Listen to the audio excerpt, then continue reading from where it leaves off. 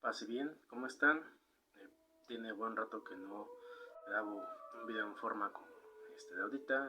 Si se dan cuenta, la mayor parte de los videos que tengo en el canal de formación franciscana para la orden franciscana seglar son específicamente de audio.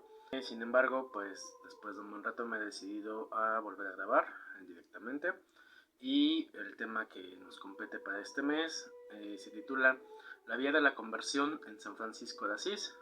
El Señor me llevó entre los leprosos. Esta es una lectura condensada de el Padre Lázaro Iriarte o FM Capuchino. Ya saben nuestra metodología. Estaremos leyendo el texto, el cual podrán encontrar en enlace de Mega en la descripción de este video, o si está compartido directamente en los grupos, pues encontrarán directamente el enlace a el texto. En específico, a manera de introducción, puedo decir que he escogido condensar esta lectura por lo siguiente. Últimamente he estado trabajando en la recopilación tanto de los escritos como de las biografías de San Francisco de Asís, esto con el fin pues de que los hermanos puedan tener un estudio más amplio sobre franciscanismo. Entonces me he dado la tarea de recopilar los textos de la BAC, pasarlos a digital y pues tenerlos en algún formato que pueda ser útil o de alguna manera más sencillo. Si alguien quiere imprimirlo, igual estarán disponibles para que puedan utilizarlos, debido a que la edición de la BAC pues sí es bastante cara o no tan asequible. Bien, este texto lo he escogido precisamente porque empieza a tener un análisis entre las biografías, toma algunos fragmentos de las biografías, entonces eso les permite trabajar directamente con las biografías de Francisco y compara algunas cosas que estaremos discriminando junto con los escritos. Esto me parece importante debido a lo siguiente: muchas veces el acercamiento que tenemos al ingresar a la orden franciscana se basa específicamente en algunas películas, a veces en lo que nos dicen los hermanos, en algunas lecturas muy breves, a veces en las florecillas de San Francisco, que también es un buen texto, no voy a negarlo, de hecho condensa muy bien la espiritualidad franciscana, pero que ya es muy posterior a las redacciones hagiográficas que hubo, por ejemplo, de Francisco. En cuanto a las hagiografías, o con esta palabra me estoy refiriendo a las biografías que se hicieron en su época y que pues obviamente tienen algún sentido de haber sido hechas, ¿no? Por ejemplo, a manera de introducción, la primera vida redactada por Fray Tomás de Celano está hecha en base con las biografías de santos de la época, y lo que precisaba justamente era idealizar la figura de Francisco como santo para acelerar su proceso de canonización. Esto provocará que algunos de los compañeros más cercanos, origen, por decirlo así, de la vida que llevaba Francisco, buscaran recuperar o redactar las memorias, ¿no? Como es el caso de la leyenda de los tres compañeros, que la redacta Fray Ángel, Fray Rufino y Fray Maceo, León, ¿no? Testimonios de Fray León, de otros hermanos, para intentar contrarrestar esta forma de vida, y que dará lugar a diferentes textos que después Fray Tomás de Celano, en una segunda redacción que es la vida segunda, recopilará algunas cosas para intentar acomodar nuevamente la vida de Francisco acorde a lo que se está pensando y evitar que los hermanos sigan peleando. Por cierto, esto dio una gran distinción desde los tiempos de Francisco en cuanto a la vida de los hermanos más apegados a la forma de vida original, a los cuales llamaremos los celanti o los celosos, los observantes más tarde, y los hermanos que empezaron a llevar una vida un poco más monástica, más relajada, los cuales se les denomina usualmente como conventuales. Todo esto obviamente fue propiciando que hubieran diversas biografías de Francisco, y pues que claramente con un cierto tinte político. Recordemos que el ejercicio político no es solamente lo que creemos en lo que respecta a los gobernadores, ¿no? Lo político tiene que ver con el ejercicio de nosotros mismos dentro de la sociedad. Entonces aquí hay también cuestiones políticas de por medio. En cuanto a la interpretación de la vida, de Francisco de Asís. Y pues que eso devendría en diferentes cambios e interpretaciones dentro de la orden franciscana y diversas cuestiones que no trataremos en este video, pero que ustedes pueden consultar en el curso de formación medieval franciscana que llevo también en Facebook, y también en la lista de reproducción, de genealogía franciscana, que encuentran también dentro de este canal. Bien, comenzamos después de esta leve introducción, que espero deje un poco más claro el por qué elegir este texto, con la lectura. La gracia de la conversión llegó a Francisco a través del prójimo más pobre y necesitado de su tiempo, los leprosos. El autor estudia los caminos de la gracia en la experiencia de Francisco, basándose sobre todo en las biografías primitivas, que cita según sus ediciones críticas. Nosotros, para facilidad de los lectores, remitimos a nuestra sección de fuentes biográficas franciscanas. En este caso, para este texto, que estoy tomando, por cierto, de la página del Directorio Franciscano, que es donde también pueden acceder y encontrar ciertas ediciones. Si no les acomoda mucho, pueden escribir a mi correo y les puedo enviar la edición que tengo ya disponible en PDF de estos textos para que ustedes puedan comenzar a leerlos. Bien. La conversión, en sentido teológico, puede entenderse como el triunfo de la acción salvífica de Dios, que logra la respuesta del hombre en un grado de disponibilidad que éste experimenta.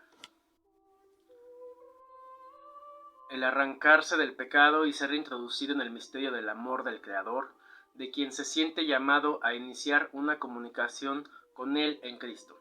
El nuevo convertido, en efecto, por la acción de la gracia divina, emprende un camino espiritual por el que, participando ya por la fe del misterio de la muerte y de la resurrección, pasa del hombre viejo al hombre nuevo perfecto en Cristo. Esto lo tenemos como cita del Vaticano II, Agentes 13. Bien, en este caso tenemos el sentido teológico de la conversión en tanto a una salvación, una acción salvífica de Dios, que en este caso, y desde la visión franciscana también, se encarna en las acciones. Recordemos que el pensamiento franciscano, la espiritualidad franciscana, se basa bastante en la acción, y entonces en este caso también la respuesta de Dios, la acción salvífica, no es algo que deviene precisamente escatológicamente hacia futuro, sino que ocurre de hecho en lo que nosotros somos como personas, ocurre a través de nuestra vida, y por lo tanto en este caso la conversión se puede dar en diferentes momentos. No es como que hay un momento de conversión y ya todo cambia automáticamente y todo es perfecto, no, hay diferentes tipos de conversión, y también esto ya no nos hace, según aquí el documento del Vaticano II, simplemente dejarnos como una decisión de nosotros, sino que es tomado como una respuesta de la gracia divina hacia un camino espiritual que nos conforma desde lo que somos nosotros. Es decir, la respuesta divina vendrá desde la experiencia de nosotros mismos para podernos llevar a través de una alegoría entre la muerte y la resurrección constante, que es el camino espiritual que como cristianos llevamos. Seguimos con la lectura. Francisco tuvo conciencia clara de este cambio total de postura que se produjo en su vida por la obra de la gracia. Quedaba atrás un pasado de pecados, no importa ni cuántos ni cuáles, y daba comienzo una vida nueva, iluminada plenamente por el misterio del amor del Padre Celestial y por la presencia de Cristo en su camino, lo cual intentaremos rastrear como un proceso psicológico a través de sus biografías. Proceso no sencillo, debido a lo que cada versión buscaba transmitir en su tiempo. Basados en el padre Francis de Berg, en su obra La conversión de Saint François, nos añadimos al contexto espiritual tan diverso en la que se escribieron la vida primera y la vida segunda de Tomás de Celano, así como también otros textos como la leyenda de los tres compañeros o la leyenda mayor de San Buenaventura. La vida primera nos ofrecería el esquema corriente del convertido, en la gracia que triunfa de una vida de desorden a través de una superación progresiva, generosa, sí, pero costosa, hasta la consumación. como les decía previamente, en este caso la gracia de la conversión va orientada en tanto a enaltecer a Francisco como santo. Por el contrario, la vida segunda nos daría, como fruto de una reflexión retrospectiva, los designios providenciales de Dios sobre el fundador y el gran estigmatizado. Más que de una conversión, se trataría ya del descubrimiento de un santo que hace de su propio destino excepcional. Es decir, en la segunda biografía de Celano, que por cierto el autor recopiló algunas cosas de las leyendas que se dieron en su momento, como Tres Compañeros, Anónimo de Perusa. El autor lo que intenta hacer es decirnos, sí, Francisco estaba predestinado a ser santo, respondiendo a las geografías de su tiempo, pero hay un análisis muy similar a las confesiones de San Agustín, en el que el texto copia este esquema de análisis de la vida misma en retrospectiva, es decir, todo lo que Francisco tiene en el presente o en el futuro, la respuesta, por ejemplo, de la estigmatización de las llagas, la respuesta de una vida santa, viene previsualizado y contenido o es reflexionado a través de todas las decisiones que él va tomando en el pasado y de toda la guía que lo va llevando a través de este camino espiritual y de la conjugación de lo que él tomaría como encarnación de vida. Celano dependió casi totalmente de sus informadores, Fray León, Fray Rufino, Fray Ángel y otros compañeros del santo. No solo en lo que se refiere a los datos, sino quizá aún más en la visión de los mismos. Quienes tienen una visión generacional y ascética de la vida de Francisco con un vitalismo intenso. Y es que este sistema ascético, el que viene proyectado sobre la vida del fundador en la segunda de Celano, en Los Tres Compañeros y en El Espejo de Perfección, título bien significativo, y en el Actus Floreti, es una perspectiva diferente, por ejemplo, en la leyenda mayor de San Buenaventura. ¿A qué me refiero con esto? No solamente va la apreciación de lo que Celano buscaba reflejar de la vida de Francisco, sino que al integrar todos estos aspectos que toma de los informadores de los cuales él está recopilando, los primeros compañeros de Francisco, viene también esta visión política que se contrapone, que es la de la vida primitiva. Y aquí hay una adenda que voy a hacer, que es después de la muerte de Francisco, a los compañeros que siguen ese primer ideal, vamos a decirlo así, que no se acomodan del todo en estos procesos de la orden que se estaba formalizando, que se estaba instituyendo como tal, empiezan a ser por un momento rechazados, no los pueden rechazar del todo, no los pueden expulsar, pero los empiezan a segregar, los empiezan a enviar a algunos monasterios, los empiezan a enviar a eremitorios, los empiezan a separar y entonces como cuestión de generación de aquellos que siguieron originalmente a Francisco, viene este proceso de identificación y de melancolía quizás también por esos primeros años de la forma de vida, y esto pues obviamente se va a ver reflejado en los textos que se escribieron, ¿no? Aquí como menciona el padre Iriarte, el espejo de perfección, ¿no? O sea, ¿qué nos refiere ese título? Espejo, el espejo está reflejando totalmente una imagen.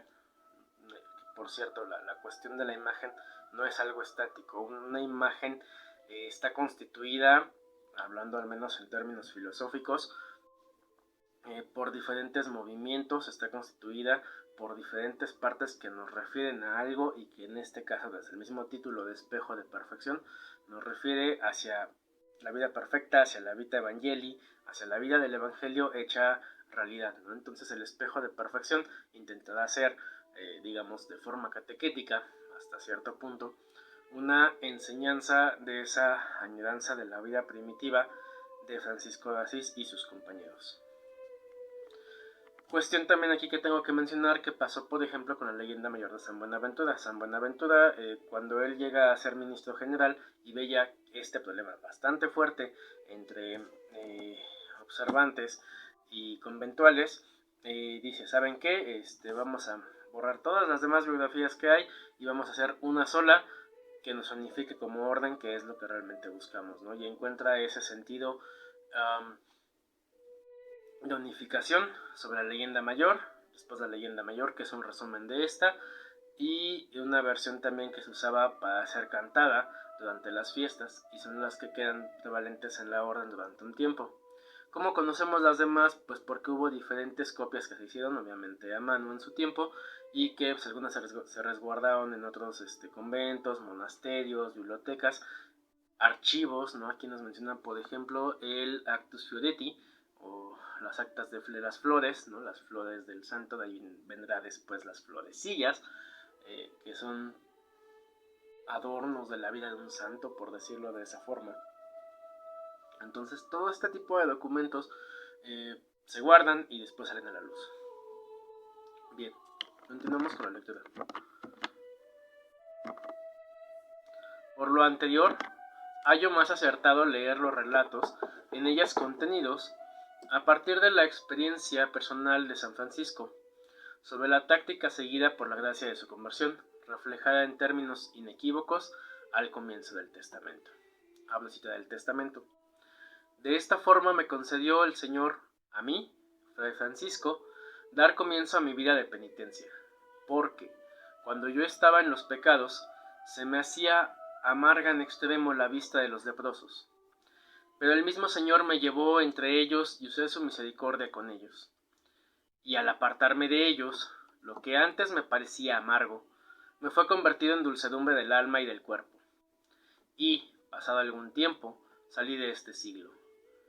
Fin de cita. Aquí solamente me parece pertinente una aclaración, porque lo demás lo explicará el autor. En cuanto a esto, mucha gente, a veces dentro de lo que nos enseñan dentro de la formación franciscana, nos dicen, bueno, es que Francisco se decía idiota y simple y que no había estudiado. Y de hecho, con ver esta cuestión de los escritos, por ejemplo este fragmento del testamento, podemos darnos cuenta que esto no es del todo cierto. Sí, Francisco se declaraba para sí mismo eso en cuanto a reconocer lo que él era, de una manera humilde, que no le interesaba dar tantas explicaciones teológicas, sino vivir el Evangelio, una cuestión distinta ahí, y que a pesar de ello tiene un gran conocimiento en base con la lectura y la confrontación con su propia vida, de los Evangelios, de la teología de su tiempo. Ya he explicado en los videos anteriores, por ejemplo, la devoción mariana que existía en su tiempo, que no era propiamente solo de Francisco o de Clara, sino que ellos, como hijos de su tiempo, lo toman perfectamente, lo comprenden y sobre todo lo hacen vida, que es lo que importa, al menos en estos videos de formación y en lo que yo quiero transmitirles a ustedes. Entonces podemos notarlo precisamente, como dice aquí Francisco. Pero el mismo Señor me llevó entre ellos y usé la misericordia con ellos, y al apartarme de ellos, lo que antes me parecía amargo, me fue convertido en dulcedumbre del alma y del cuerpo. Con este fragmento, por ejemplo, es tomado en parte del Apocalipsis, ¿no? O al menos esta figura apocalíptica de transformación en cuanto a lo que acontece a la vida misma. No es algo inmediato, pero nos está refiriendo a que sí tiene conocimiento y un uso bastante prolífico de las escrituras. Bien, continuamos con el texto. Francisco ve en la transformación experimentada, lo amargo en dulce, un efecto de la liberación de los pecados, que antes le impedían una apreciación recta y un gusto cabal de las cosas. Es lo que había expresado ya en su carta a todos los fieles. Abro cita: todos aquellos que no viven en penitencia, antes se entregan a los vicios y pecados, y van tras su concupiscencia y malos deseos. Son ciegos, porque no ven la verdadera luz, que es Jesucristo nuestro Señor. Y estos no tienen la sabiduría del Espíritu. Miren ustedes, ciegos, que es dulce cometer pecado y amargo servir a Dios. Fin de cita. Ok, en este caso podemos notar perfectamente que lo amargo, la amargura convertida en dulce, nos está refiriendo a este proceso, digamos, de análisis dentro de la vida misma, de renunciar a todo lo demás, en este caso los pecados, considerándolos no como que él se dijera perfecto, sino como una carga de todo aquello que nos ata, como procesos personales. Definamos ahorita el pecado como todo aquello que atenta contra el amor. Entonces, si él no podía amarse a sí mismo, si él no podía amar a Dios, pues no podía amar a los hermanos. Tenía que deshacerse de todo eso, y fue un proceso que cuesta mucho. A eso se refiere lo que cita aquí en la carta a todos los fieles. Y eso es a lo que se refiere, de hecho, la cuestión de la penitencia. No es negar toda la cuestión negativa que tenemos, sino encarnar, que es lo que he insistido a lo largo de todos los videos. ¿A qué me refiero con encarnar? Hacerlo presente en nosotros, saber que es parte de lo que somos, parte de nuestra carne, para entonces poder avanzar, rechazarlo y comenzar a seguir avanzando, transformarlo. En eso consiste la transmutación de la carne en espíritu. La carne es lo que somos. El espíritu no es que salgamos volando hacia el topo sudanos, no. El espíritu es encarnar, en este caso, la visión de lo que tenemos de lo divino que tenemos en nosotros, a raíz de que ya no es nuestra propia voluntad, sino lo que consideramos como voluntad divina. Y eso es lo que nos permite llevar a lo que Francisco llama como penitencia. Continuamos con el texto. Los biógrafos modernos no han dejado de notar la importancia de la aproximación progresiva del joven Francisco a los pobres en el proceso de su conversión. Pero ninguno, que yo sepa, ha puesto de relieve el papel de esos hechos en cuanto a respuesta a una revelación cada vez más clara, cada vez más apremiante, del Salvador, y en cuanto a descubrimiento del ideal de la pobreza y humildad de nuestro Señor Jesucristo, que llegaría a ser el centro de la vida según el Evangelio. En San Pablo, él, yo soy el Jesús a quien tú persigues, fin de cita, fue un rompiente de luz insospechado que vivificaría en toda su visión teológica del misterio de Cristo presente en sus miembros de los fieles. Así también, para Francisco, el hecho de haber llegado al encuentro con el Cristo a través del pobre, sobre todo a través del leproso, iluminaría su concepción total con la encarnación y el seguimiento de Cristo pobre y crucificado. Ok, en este caso, como decía anteriormente, la cuestión de Francisco es una cuestión netamente vivencial. No se sumerge en escribir grandes tratados teológicos, se sumerge en vivir. La forma vita y la forma de vida es convertir todos esos conceptos teológicos a través de la vida misma en vida, valga la redundancia, en encarnarlos y en después esto volverlo a proyectar a la manera de que si alguien más lo quiere llevar, busque a través de su misma vida. Ahora bien, en este caso, el encuentro con Cristo lo tiene claramente, según este autor. El confrontamiento con los leprosos es lo que le permite dar este salto, este cambio, un proceso de varios años, y lo que le permite elaborar esta concepción de la que ya hemos hablado antes, del Cristo pobre y crucificado. Es decir, no es un Cristo estático, ¿no? refiriéndonos otra vez, por ejemplo, a espejo de perfección, como alegoría. No, es un Cristo que se va llevando en todo momento, es un Cristo que se refleja a través de la vida, que se encuentra a través de los diversos elementos con los que Francisco se va topando. La trayectoria seguida por la gracia en el caso del hijo de Pedro Bernardone no es una excepción, sino un estilo muy normal de la economía de la salvación.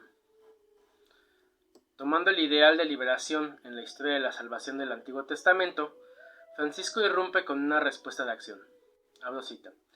Dice el Señor Yahvé: romper las ataduras inicuas, dejar libres e ir a los oprimidos. Partir el pan con el hambriento, albergar al pobre y sin abrigo, vestir al desnudo, y no volver tu rostro ante tu hermano. Entonces brillará tu luz como la aurora, y se dejará ver pronto tu salud. Entonces llamarás y Dios te oirá, le invocarás y él dirá, aquí me tienes. Fin de cita, esto lo tenemos en Isaías 58, del 1 al 12.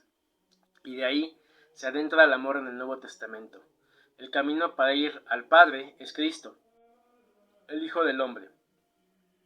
Y el camino para encontrar a Cristo es el pobre, como él mismo lo ha afirmado, esto en confrontación con Mateo 25, del 31 al 46. El pobre es el sacramento de la presencia de Cristo en medio de nosotros, en medio de la iglesia, mientras dura su peregrinación en el tiempo. Aquí hay bastante, por ejemplo, de la teología agustiniana, esta cuestión de la iglesia militante, esta cuestión que Francisco lo reflejará como ser peregrinos y extranjeros de este mundo. Estamos de paso aquí, pero mientras estamos de paso, no hay por qué buscar a Dios alejado por allá en los libros, ¿no? No, Francisco lo topa de frente.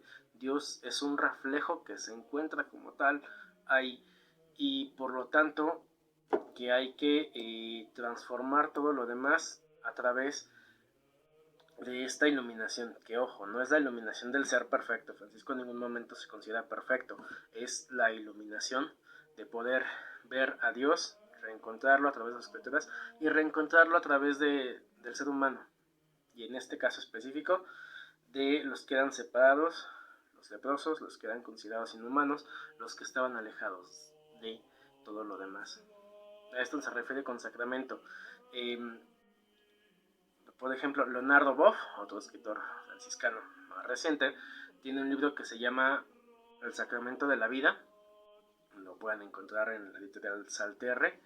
Y en este nos refiere a que la cuestión de la palabra sacramento, sacramentum en latín, refería a aquellas, a manera de imagen, a todas aquellas cuestiones que rompían con lo cotidiano de la vida, para regresarnos y darle un sentido a lo sagrado, a lo sacro, dentro de la vida misma. Es lo que autores como Mircea Eliade considerarían como una hierofanía, la manifestación de lo divino que rompe con lo cotidiano, que nosotros lo interpretamos a través de eso. En este sentido es que el autor dice que el pobre es el sacramento de la presencia de Cristo.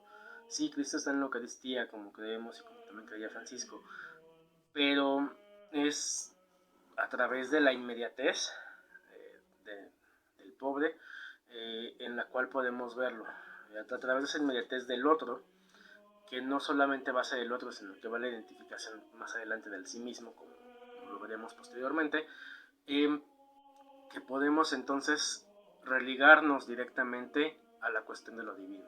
Bien, apartado 1. Cuando estaba en los pecados. Dado el temperamento de Francisco, rico como pocos de sensibilidad humana, no debe extrañar el que Celano y los 3 compañeros nos le presenten despendido en sumo grado, compasivo y liberal para con los necesitados o afligidos.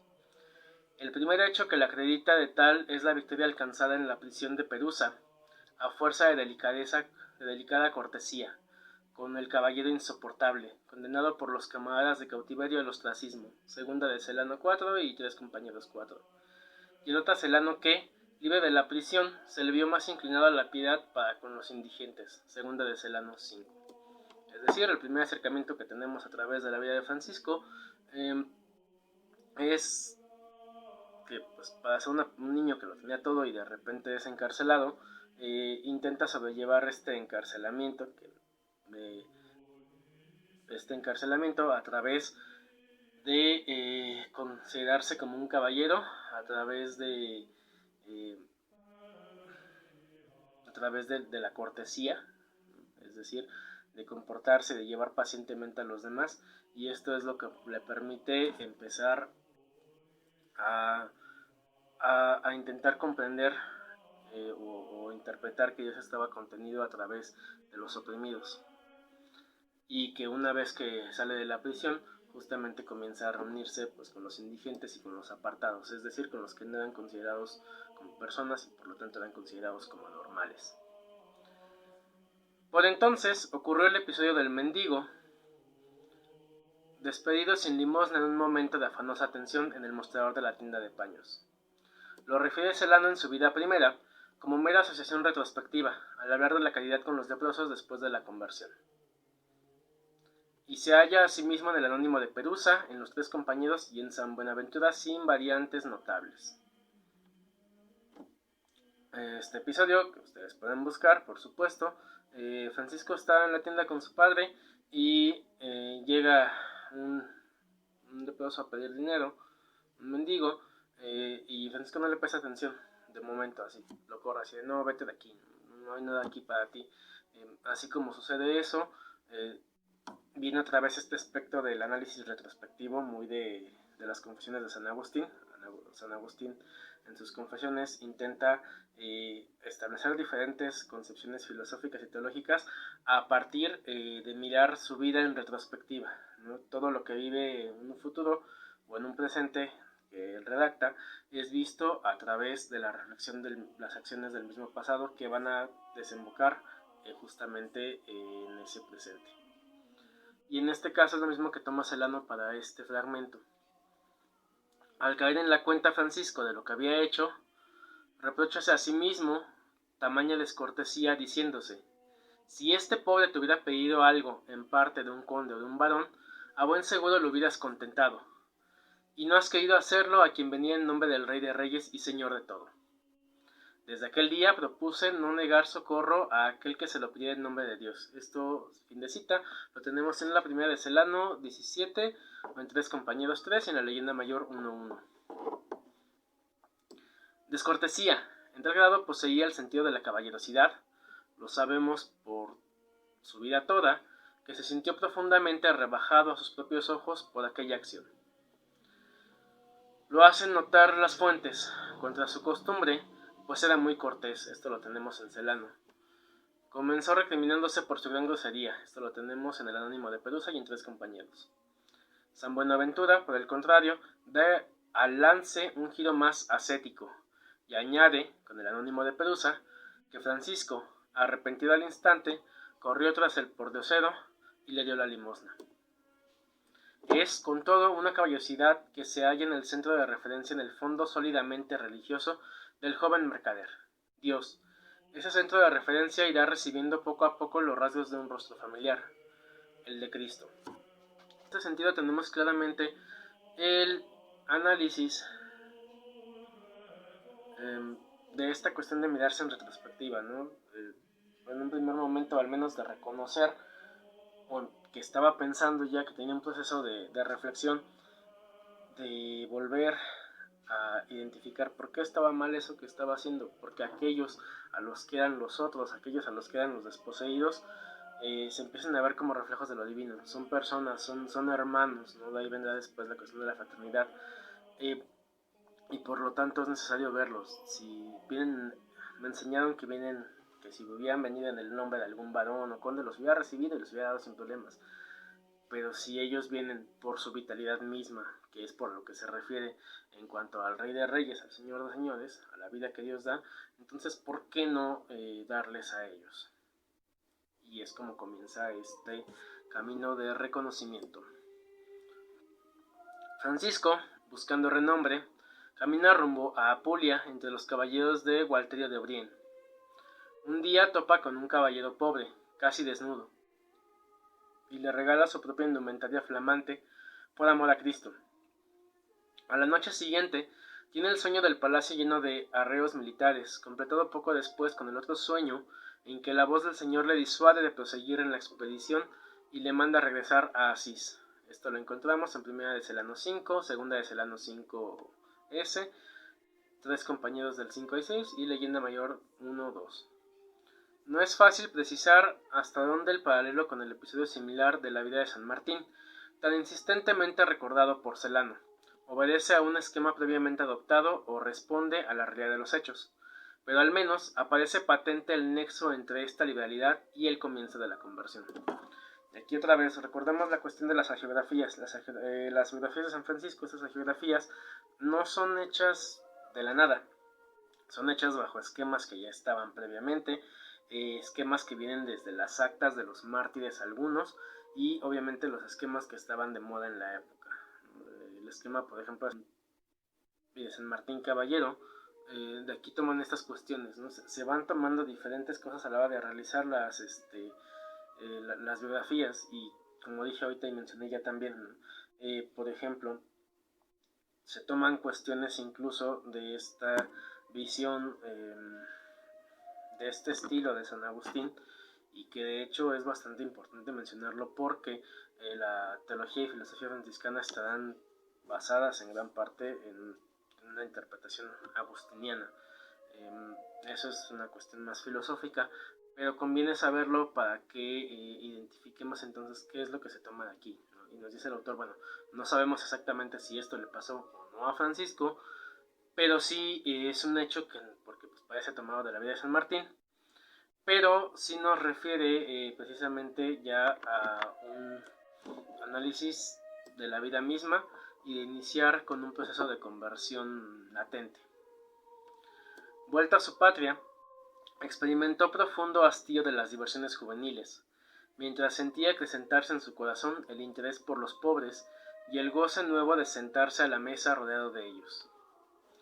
Daba limosnas más frecuentes y generosas, y cuando no tenía dinero a mano, desprendíase del ceñidor y se despojaba de la camisa para remediar al necesitado. Compraba utensilios sagrados y los enviaba secretamente a sacerdotes pobres, y, en ausencia de su padre, hacía preparar a Pica, su madre, la mesa completa en beneficio de los pobres. A estos no se contentaba con socorrerlos, sino que gustaba de verlos y oírlos. El texto de los tres compañeros, que parece mantenerse aquí bastante fiel a los recuerdos personales de Francisco, termina con esta observación. Ahora cita: cambiando de esta manera por la gracia, aunque todavía llevaba vida secular, hubiera deseado hallarse en alguna ciudad donde no fuese conocido, para despojarse de los propios vestidos y cubrirse con los de algún pobre, pidiéndoselos prestado, y para experimentar lo que es pedir limosna por amor de Dios. Fin de cita. Esto lo encontramos en Leyenda de los Tres Compañeros 10. Y aquí una cuestión igual importante a mencionar, no tanto en repetir los hechos que ya se mencionan, sino como análisis de su vida misma. Nos dicen aquí, bueno, nos dice Celano que Francisco todavía tenía una vida secular, ¿no? Una vida, digamos, todavía inmiscuido con sus padres, y esto es importante, porque normalmente cuando vemos alguna película o cuando nos lo refieren, por ejemplo, en algún tema de formación, nos dicen es que Francisco se despojó de lo que él tenía, de lo que él era dueño. Pero si vemos realmente un análisis de las cosas, Francisco estaba viviendo en casa de sus padres, y Francisco estaba disponiendo de las cosas que en realidad eran el trabajo de su padre. La riqueza familiar de una clase naciente, que eran los burgueses, y Francisco era burgués, bueno, los nacientes burgueses, no estaban definidos como los entendemos del todo actualmente, pero era una clase naciente de personas trabajadoras que querían tener la misma riqueza de los nobles que estos tenían por el hecho simplemente de ser nobles, ¿no? Y que empezaba entonces a traer nuevos tipos de valores, no solamente económicos, sino sociales, culturales, dentro de este modo de vida, y que en este caso Francisco los toma para su vida, porque pues, es parte de su contexto, es parte de su tiempo, pero que vendrán con el tiempo a dar lugar a una nueva interpretación del hombre, a una reinterpretación. Entonces es importante tomarlo en cuenta, porque cuando Francisco se despoja, no se despoja de lo que es suyo, pero sí se despoja de la carga familiar, pero sí se despoja de todo lo que lo estaba atando, que es lo que ya en la lectura que estábamos viendo del testamento dice: me encontraba en pecados, ¿no? En este caso el pecado no solamente como la acción negativa, sino como una condición social que no le permitía adentrarse en esto que él quería, que era la vida netamente con los pobres, porque sí, qué hermoso que agarra y dispusiera la mesa para comer y convivir con los pobres, pero no se despegaba de ahí, seguía pegado a esto, y ahora el texto nos va a dar de hecho algunas herramientas para entender esto un poco mejor. La ocasión presentósele a la medida de sus deseos en una peregrinación que hizo a Roma. Después de vaciar, con liberalidad no exenta aún de cierta provocativa ostentación, su bolsillo repleto sobre el sepulcro de San Pedro, saltó al atrio de la basílica y ahí cambió sus vestidos con los andrajos de uno de los muchos mendigos que, en las gradas de la escalinata, imploraban la caridad de los peregrinos. Luego, colocado en medio de ellos, pedía limosna en francés. Segunda de Celano 8, Tres compañeros 10 y Leyenda Mayor 1 al 6. El francés, o más exactamente el provenzal, era la lengua que usaba Francisco cuando, en momentos de exaltación espiritual, afloraba su alma juglaresca. Tenía ahora la experiencia de la pobreza real, la del pobre, que es al mismo tiempo humillación, inferioridad, falta de promoción pública y a las veces degeneración física y moral.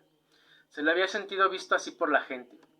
El gesto burgués de remediar la necesidad del pobre con un puñado de dinero lo hallaba ya absurdo. Mientras subsiste en efecto la desigualdad derivada del nacimiento o de la fortuna, el amor al prójimo no sazona evangélicamente. Más que dar, es preciso darse, ponerse al nivel del hermano. Igual, ¿no? Cuestión importante que resaltamos otra vez aquí. Francisco deseaba experimentar, no solo para como la excentricidad de saber qué se sentía, sino de que ya no encontraba saciedad en los valores que se le habían enseñado, ¿no? Da al pobre lo que te sobra, da lo que tienes. Y nos dice aquí el relato, bueno, aún en esa ostentación de dar lo que te sobra es que deja ese dinero en la tumba de San Pedro. Sin embargo, una vez que empieza a experimentar, que sabe, que empieza a padecer, vamos a decirlo así, padecer en el sentido de qué es lo que te pasa, lo que te acontece. Este estado de que inmediatamente te tachan de cualquier cosa es que se decide o se decanta, porque ahí es donde está la respuesta, ¿no? No es necesario dar, no es necesario ese tipo de caridad como la entendemos quizás actualmente a veces, de dar lo que nos sobra. No es necesario ponerse al nivel de lo que está ahí para comprender qué es lo que está pasando y vivir a través de eso. Es decir, es una respuesta netamente de inmiscuirse en la misma vida. Es una radicalidad total, si la vemos así. Porque voy a meter aquí a colación algunos términos actuales. Es un anacronismo, pero nos ayudará a entender esto. Dentro de la filosofía, el autor francés Michel Foucault nos menciona la cuestión de los anormales. Los anormales podemos entenderlos como socialmente todas aquellas personas que son segregadas, que son señaladas y estigmatizadas, en el sentido de que no se les debe de ver, de que deben de desaparecer, de que señalan todo lo negativo ante la sociedad, a pesar de que la misma sociedad es la que las produce y la que los margina. Entonces, llevado a tiempos de Francisco, es algo de lo que él se da cuenta. En este caso, el episodio quizás es muy sencillo de agarrar y cambiarse los vestidos, pero al cambiarlos nadie lo vio como noble, dejaron de verlo de esa forma, aunque estuviera quizás limpio. La gente lo empezó a ver como cualquier otro. En automático se le estigmatiza, en automático es parte del paisaje de los mendigos de Roma que estaban ahí. Entonces, otra cuestión aquí, vemos que realmente la vida franciscana, la espiritualidad franciscana nos implica en ese reconocimiento total, ¿no? Francisco, lo que vive para él y lo que después pedirá a sus hermanos, que reflejan también estas biografías, o al menos redactadas por sus compañeros, es que la tentación no está en creerte más que el otro, sino en ponerte realmente en lo que ellos son, en ponerte a ese nivel, en entregarse y en darse totalmente desde eso, porque eso es lo que nos mantiene como iguales. Y continuamos como el texto. Pero, ¿quién es capaz de saber los límites a que puede llegar esa experiencia de igualarse al desgraciado? En este particular momento espiritual del joven mercader, hay que situar la tentación referida por las fuentes en términos ascéticos convencionales. Había en Asís una mujer monstruosamente jorobada, que causaba repugnancia invencible a cuantos la veían, y el diablo asediaba a Francisco con la presión de que, por el camino emprendido un día, él también se vería en la situación de aquel ser humano que tanta compasión le inspiraba. Esto lo encontramos en segunda de Celano 9 y Tres compañeros 12. Eran los días de la trabajosa metamorfosis interior, que se estaba operando en él bajo la luz de su alma, que recibía intensamente en las prolijas contemplaciones de la cueva del tesoro oculto, como nos diría la primera de Celano 6. En este caso, la tentación presente es la de quererse igualar, quererse ver, quererse incluso hasta morbosamente caer en esa imagen, en esa otra vez, vemos a nivel social, estigmatización de lo que es el pobre. Y eso es un hecho que en el momento también frena Francisco, que lo entenderá con el tiempo y que del cual se despojará también de esa visión o de esa imagen. Vamos a dejar hasta este punto esta primera parte del video. Nos faltan 2 apartados sobre la experiencia suprema y espero que hasta el momento se vaya entendiendo. En los comentarios pues les acepto y les agradezco las dudas. Pueden escribir también a mi correo para recibir algún otro texto que haga falta. Pueden ayudarme mucho compartiendo este video. Si pertenecen o les interesa a la Orden Franciscana Celar o les interesan los escritos de Francisco en las biografías, los tengo disponibles en ediciones digitales, son las ediciones de la BAC. Evidentemente no son los originales, por lo que no tengo derechos de autor sobre ello, pero pues les pueden servir para empezar a estudiar todo esto. Y si a alguien dentro de la Ciudad de México le interesa, pues se los puedo facilitar de manera impresa también, comunicándose al correo.